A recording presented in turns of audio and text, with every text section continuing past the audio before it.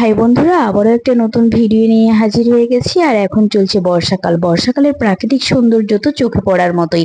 চারিদিকে মাঠঘাট জলে পরিপূর্ণ হয়ে আছে আর গাছপালাগুলো একদম সবুজ সতেজ হয়ে আছে।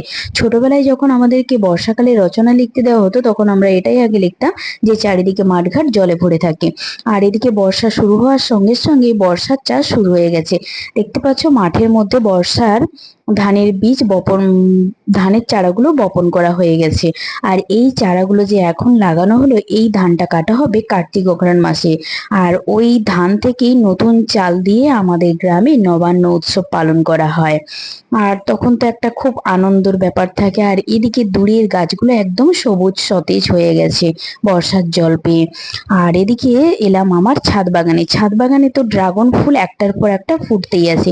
এদিকে আমার ছাদ বাগানে এবছর অনেকগুলোই ড্রাগন হয়েছে। আর এদিকে একটা ড্রাগন ফুল দেখো বন্ধুরা, একেবারেই নষ্ট হয়ে গেছে। এই ড্রাগনটা কাছে টেনে দেখাতে গিয়ে আমার হাতটাতে কাঁটা ফুটে গেছে, ড্রাগন গাছের কাঁটা ফুটে গেছে। আর এইদিকে এত বর্ষা হচ্ছে, তবুও ড্রাগন ফুল থেকে পিঁপড়েগুলোকে কিছুতেই আমি তাড়াতে পারছি না। দেখতেই পাচ্ছ, পিঁপড়ে একদম ভর্তি হয়ে আছে ফুলগুলোর মধ্যে। আর এদিকে তো কিছু ফুল নষ্ট হয়েছে। সব ফুল ফুললে কি সব ফুল থেকে ফল পাওয়া যায়? তো আজকের মতো এইটুকু, টাটা।